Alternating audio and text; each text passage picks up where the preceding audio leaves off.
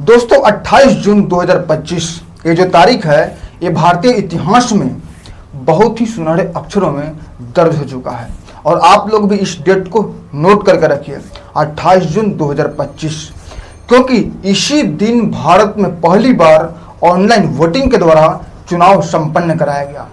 मैं आप लोगों को बता दूं कि ऑनलाइन चुनाव कराने वाला देश का पहला राज्य बिहार बना और बिहार के 26 जिलों में अलग अलग स्थानों से 42 नगर पालिकाओं का चुनाव कराया गया था, जिसमें ऑनलाइन वोटिंग की व्यवस्था की गई थी।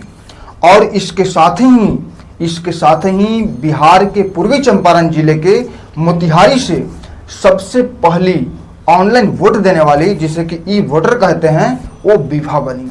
दोस्तों जो कंपटीशन की तैयारी करते हैं, जो गवर्नमेंट जॉब की तैयारी करते हैं, वो इस पॉइंट को नोट कर लीजिए कि देश की पहली ई वोटर कौन बनी, तो कौन बनी? विभा बनी। इस चीज को आप नोट कर लीजिए, इस पॉइंट को आप नोट कर लीजिए। और ये जो ऑनलाइन वोटिंग के द्वारा जो चुनाव कराया गया वो बिहार के निर्वाचन आयुक्त का वो एक प्रैक्टिकल था, एक प्रयोग था। इसमें ऑनलाइन और ऑफलाइन दोनों मोड में चुनाव कराया गया था और ऑफलाइन मोड का चुनाव का जो समय था वो सुबह के 7 बजे से लेकर के शाम को 5 बजे तक था, जबकि ऑनलाइन मोड का चुनाव का जो समय था, जो कि मोबाइल ऐप के द्वारा किया गया था, उसका पोर्टल खुला था सुबह के 7 बजे से लेकर के दोपहर के 1 बजे तक। दोस्तों एक चीज और मैं आप लोगों को बता दूं कि हमारे देश में लोकसभा का चुनाव, जिसमें कि सांसद चुने जाते हैं, और अलग अलग राज्यों में विधानसभा का चुनाव, जिसमें कि विधायक चुने जाते हैं, तो इनका चुनाव कराने का जो अधिकार होता है वो देश के निर्वाचन आयुक्त का होता है। लेकिन अलग अलग राज्यों में स्थानीय चुनाव, जैसे कि आपका नगर पालिका हो गया, नगर पंचायत हो गया, नगर निगम हो गया, सरपंच हो गया, इन सभी का चुनाव राज्य के मुख्य निर्वाचन अधिकारी कराता है। तो दोस्तों बिहार राज्य के मुख्य निर्वाचन अधिकारी दीपक प्रसाद ने यह बात बताया कि ऑनलाइन वोटिंग के द्वारा जो ये चुनाव कराया गया वो एक ट्रायल के रूप में किया गया था। अगर ये सक्सेस रहा तो आगे इसकी व्यवस्था की जाएगी और इसमें 51,155 लोगों ने रजिस्ट्रेशन करवाया था, जिसमें कि लगभग 26,000 पुरुष थे और 25,000 महिलाएं थी। और बिहार के निर्वाचन अधिकारी दीपक प्रसाद ने यह भी बताया कि इस तरीके का पहला चुनाव हमारे देश में कराया गया है और विश्व में गिने चुने ऐसे देश हैं जो कि इस तरीके से ऑनलाइन चुनाव करवाते हैं। और उन्होंने ये भी बताया कि किस तरीके से 10 जून से लेकर के 22 जून तक चुनाव के लिए हमारे कर्मचारी, हमारे अधिकारी, मतलब कि चुनाव से संबंधित जो भी अधिकारी हैं, कर्मचारी हैं, वो गांव-गांव गए, घर घर गए, जनता को जागरूक किए, जिसका परिणाम बहुत ही सकारात्मक निकला।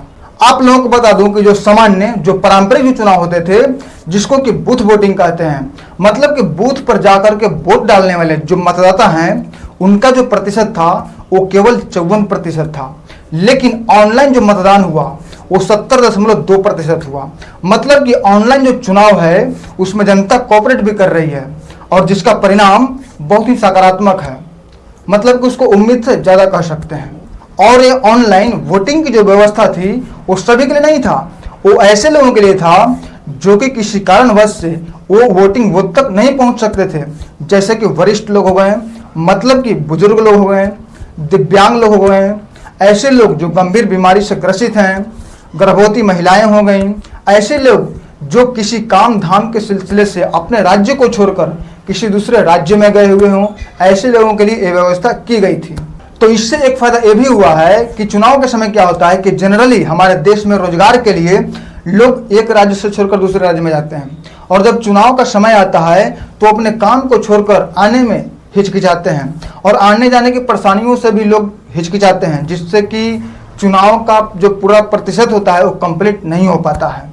तो ये जो ऑनलाइन जो चुनाव जो कराया गया, तो इससे क्या होगा कि लोग ऑनलाइन चुनाव मतलब अपना वोट डालेंगे, जिससे कि चुनाव का जो परसेंटेज है वो बहुत हद तक सुधरेगा और सुधरता दिखा भी है। मैंने अभी आप लोगों को बताया कि बूथ पर जाकर के वोट डालने वाले जो मतदाता हैं उनका जो प्रतिशत था वो 54% था, लेकिन ऑनलाइन जो मतदान हुआ वो 70.2% हुआ, तो सुधरता दिखा है। और अब लोगों के दिमाग में यह बात आएगा कि जब ऑनलाइन वोटिंग होगा तब वहां पर कई लोग खड़े रहेंगे और मतदाता को डाइवर्ट कर सकते हैं। तो इसके लिए चुनाव अधिकारी शुरू से ही तैयार थे, उसके लिए सुरक्षात्मक कुछ उपाय किए हैं। इन उपायों में सबसे पहला ये है कि रजिस्टर्ड जो भी मतदाता हैं वो एक मोबाइल से ज़्यादा से ज़्यादा 2 रजिस्टर्ड मतदाता वोट डाल सकते हैं। अगर एक मोबाइल से एक कर देगा तो अभी भी हमारे देश में कई ऐसे लोग हैं जो टच स्क्रीन मोबाइल नहीं रखते हैं, वो कीपैड मोबाइल रखते हैं, तो वो वोट नहीं डाल सकते हैं।